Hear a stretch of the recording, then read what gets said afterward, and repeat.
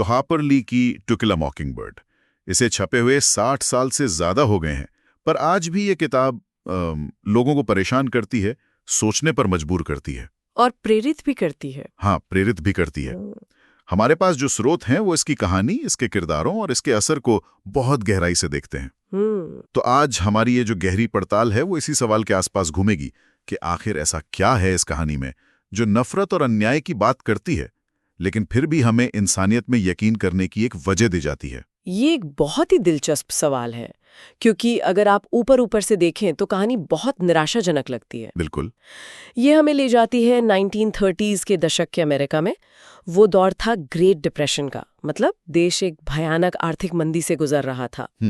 और कहानी का जो केंद्र है वो है अलबामा का एक छोटा सा काल्पनिक कस्बा मेकॉम्ब। और ये समझना जरूरी है कि मेकॉम्ब सिर्फ एक कस्बा नहीं है, वो उस पूरे समय का प्रतीक है।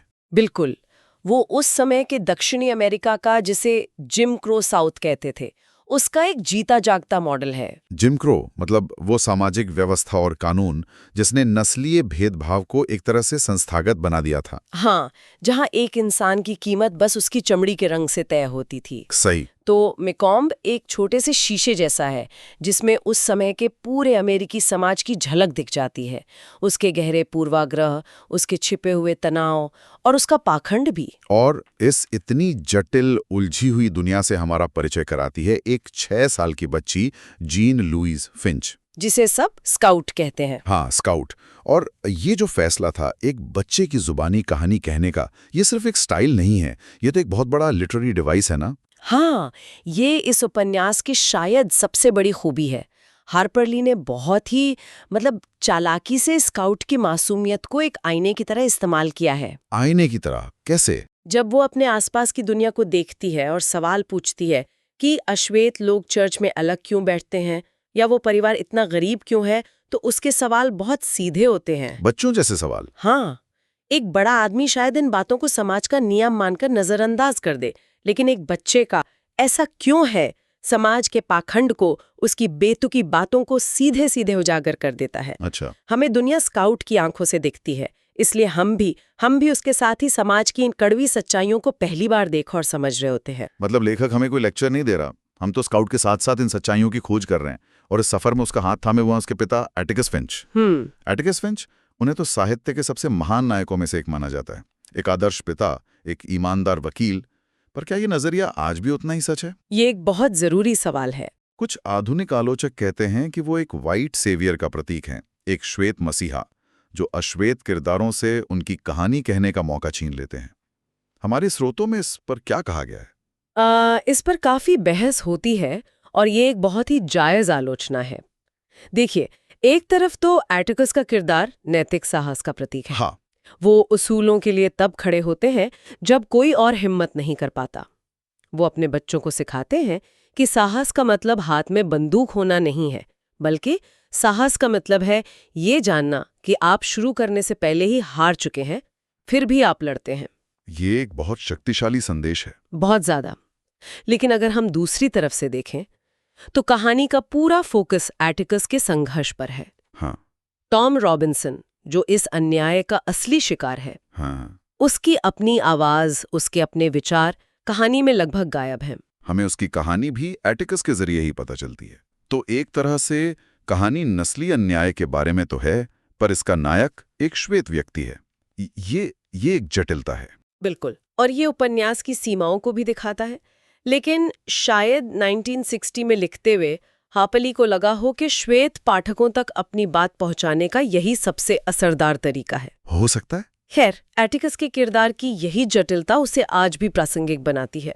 वो एक ही समय में प्रेरणा भी है और बहस का विषय भी। और ये बहस तब और तेज हो जाती है जब कहानी का जो केंद्रीय संघर्ष है वो सामने आता है, टॉम रॉबिन्सन का केस। हाँ। एटिकस को एक अश्वेत व्यक्ति टॉम का बचाव करने के लिए नियुक्त किया जाता है, जिस पर एक श्वेत महिला के साथ बलात्कार का झूठा आरोप है।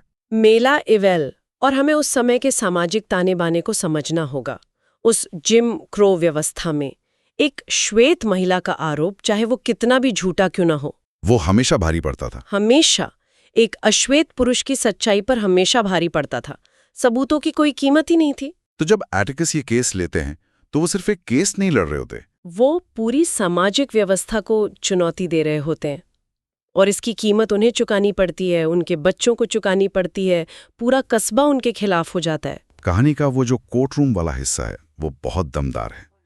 एटिकस एक एक करके सारे सबूत सामने रखते हैं जो साबित करते हैं कि टॉम निर्दोष है। हाँ, वो ये भी दिखाते हैं कि असल में मेलिया को उसके अपने पिता बॉब ईविल ने पीटा था। लेकिन जब फैसला सुनाने का वक्त आता है तो जूरी टॉम रॉबिन्सन को दोषी पाती है। ये कहानी का वो हिस्सा है जहां दिल टूट जाता है। मतलब सारे सबूत, सारी दलीलें, एटिकस की सारी मेहनत, सब कुछ एक पल में खत्म हो जाता है, सिर्फ और सिर्फ चमड़ी के रंग की वजह से। ये दिखाता है कि पूर्वाग्रह तर्क और सच्चाई से कितना ज्यादा ताकतवर हो सकता है। और एटिकस का ये संघर्ष सिर्फ टॉम रॉबिन्सन को बचाने के लिए नहीं है, ये हर निर्दोष चीज को बचाने के लिए है। और यहीं से हम उपन्यास के सबसे बड़े प्रतीक, उसके शीर्षक तक पहुंचते हैं, टू किल अ मॉकिंगबर्ड। हाँ, ये शीर्षक। एटिकस अपने बच्चों को एयर गन देते हुए कहते हैं कि तुम जितने चाहो नीलकंठ मारो, पर याद रखना मॉकिंगबर्ड को मारना पाप है। मुझे हमेशा लगता था कि ये बहुत अनोखी बात है। ये बहुत महत्वपूर्ण है। ली इसे सिर्फ एक गलत काम नहीं कह रही, वो इसे एक नैतिक, एक आध्यात्मिक स्तर का अपराध बता रही हैं। अच्छा? क्योंकि मॉकिंगबर्ड एक ऐसा पक्षी है जो किसी को नुकसान नहीं पहुंचाता, वो सिर्फ अपनी आवाज से दुनिया में संगीत और खूबसूरती भरता है। तो उसे मारना मतलब एक निर्दोष खूबसूरत चीज को खत्म करना। बिल्कुल। और फिर हम देखते हैं कि कहानी के दो पात्र इस परिभाषा में बिल्कुल फिट बैठते हैं, टॉम रॉबिन्सन और बू रैडली। बिल्कुल। टॉम रॉबिन्सन एक मॉकिंगबर्ड है क्योंकि वो एक भला मेहनती इंसान है जिसने कभी किसी का बुरा नहीं किया, लेकिन समाज का नस्लवाद उसे नष्ट कर देता है। और दूसरा मॉकिंगबर्ड है आर्थर बू रैडली, फिंच परिवार का वो रहस्यमय पड़ोसी जिससे सब बच्चे डरते हैं। हाँ, जिसके बारे में डरावनी कहानियां हैं। हाँ, पूरे कस्बे ने कहानियां बना रखी हैं कि वो रात में घूमता है, जानवरों को खाता है। समाज ने उसे बिना जाने ही एक राक्षस बना दिया है। तो यहाँ हम अन्याय के दो रूप देखते हैं, एक जो सार्वजनिक है, कोर्ट रूम में होता है, और दूसरा जो निजी है, लोगों की कानाफूसी और अफवाहों में। बहुत अच्छी बात कही आपने। टॉम का उत्पीड़न कानूनी व्यवस्था के जरिए होता है और भू का उत्पीड़न सामाजिक बहिष्कार के जरिए। लेकिन दोनों के मूल में एक ही चीज है, डर और अज्ञानता के आधार पर किसी निर्दोष को सजा देना। दोनों ही मॉकिंगबर्ड हैं जिन्हें समाज मारने की कोशिश करता है। इस कहानी की एक बात जो मुझे हमेशा हैरान करती है वो है इसकी भाषा। कहानी इतनी भारी और दर्दनाक है, लेकिन इसे पढ़ने का जो अनुभव है वो बहुत कोमल है। ये जादू हार्पर ली ने किया कैसे? उनकी शैली की सबसे बड़ी ताकत उसकी सादगी में है। क्योंकि कहानी स्काउट की नजरों से है, तो भाषा भी एक बच्चे जैसी सीधी और सरल है। कोई भारी भरकम शब्द नहीं है, कोई जटिल वाक्य नहीं। लेकिन इस सादगी के पीछे बहुत गहरी भावनाएं छिपी हैं। वो दिखाती हैं, बताती नहीं। इसका कोई उदाहरण? हाँ, जैसे टॉम के केस हारने के बाद जब एटिकस कोर्ट रूम से बाहर जा रहे होते हैं, तो ऊपर बालकनी में बैठे सारे अश्वेत लोग उनके सम्मान में चुपचाप खड़े हो जाते हैं। ले ये नहीं लिखती कि ये एक भावुक पल था, वो बस उस दृश्य का वर्णन करती हैं और उसका असर पाठक पर 1000 गुना ज्यादा होता है। और शायद सबसे जरूरी सीख जो एटिकस अपने बच्चों को देते हैं और जो इस किताब का एक तरह से केंद्रीय संदेश भी है, वो है सहानुभूति, एम्पैथी। हाँ, और जो सबसे कमाल की बात है वो ये है कि ली हमें सहानुभूति का पाठ पढ़ाती नहीं बल्कि महसूस कराती हैं। हाँ, वो हमें स्काउट के साथ खड़ा कर देती हैं। एटिकस आउट से कहते हैं, तुम किसी इंसान को तब तक नहीं समझ सकती जब तक तुम उसके नजरिए से चीजों को न देखो, जब तक तुम उसकी खाल में घुसकर न चलो। शुरुआत में ये स्काउट के लिए सिर्फ एक कहावत है। जब वो पहली बार बू रैडली से डरती है तो हम भी डरते हैं।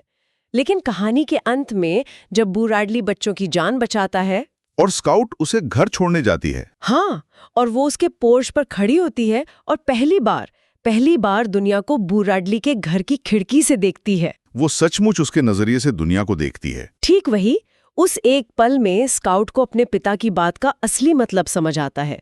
और क्योंकि हमने ये पूरा सफर स्काउट के साथ तय किया है, हमें भी वो मतलब समझ आता है। अच्छा? लेखक ने बड़ी चालाकी से हमें भी वही सफर तय कराया है जो स्काउट करती है, अज्ञानता से समझ तक का।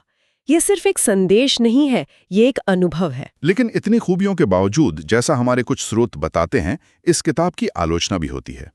कुछ लोगों को कहानी की शुरुआत थोड़ी धीमी लगती है। हाँ, ये सच है। कहानी का पहला हिस्सा मेकॉम की दुनिया को, बच्चों के खेल और उनके स्कूल के जीवन को स्थापित करने में थोड़ा समय लेता है। तो जो पाठक सीधे मुद्दे पर आना चाहते हैं, उन्हें ये धीमा लग सकता है, लेकिन मेरे विचार में ये धीमी शुरुआत जरूरी है।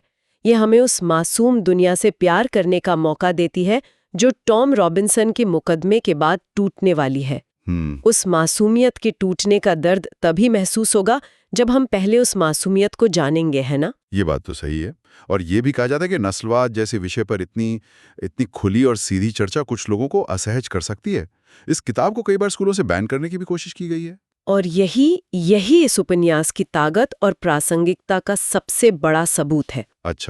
अच्छा साहित्य हमें सिर्फ सहज महसूस कराने के लिए नहीं होता, उसका काम हमें असहज करना भी है। ये उन सवालों को सामने लाता है जिनसे हम मुंह फेरना चाहते हैं। ये उपन्यास हमें मजबूर करता है कि हम अपने समाज और अपने अंदर के पूर्वाग्रहों का सामना करें। इसकी प्रासंगिकता आज भी उतनी ही है, क्योंकि अन्याय और भेदभाव के ये आज भी हमारे समाज में मौजूद हैं, भले ही उनका रूप बदल गया हो। तो अंत में जब हम अपने शुरुआती सवाल पर लौटते हैं कि ये किताब हमें उम्मीद कैसे देती है, तो इसका जवाब क्या है? कहानी का अंत तो दुखद है। टॉम मारा जाता है, अन्याय की जीत होती है। उम्मीद इस बात में नहीं है कि एटिकस केस जीत जाते हैं, वो नहीं जीतते हैं। सही। उम्मीद इस बात में भी नहीं है कि समाज बदल जाता है, वो भी नहीं बदलता। उम्मीद उन छोटे छोटे कामों में है। उम्मीद एटिकस के अकेले खड़े होने के साहस में है। उम्मीद उन पड़ोसियों में है जो फैसले के बाद चुपचाप फिंच परिवार के लिए खाना छोड़ जाते हैं। उम्मीद स्काउट और जेम की पीढ़ी में है, जिन्होंने अपने पिता को सही के लिए लड़ते देखा है और जो शायद एक बेहतर दुनिया बनाएंगे। तो ये किताब ये नहीं कहती कि दुनिया परफेक्ट है, बल्कि ये कहती है कि एक इम्परफेक्ट दुनिया में भी अच्छाई के लिए लड़ना मायने रखता है। बिल्कुल, ये सिर्फ एक कोर्टरूम ड्रामा या एक क्लासिक कहानी नहीं है।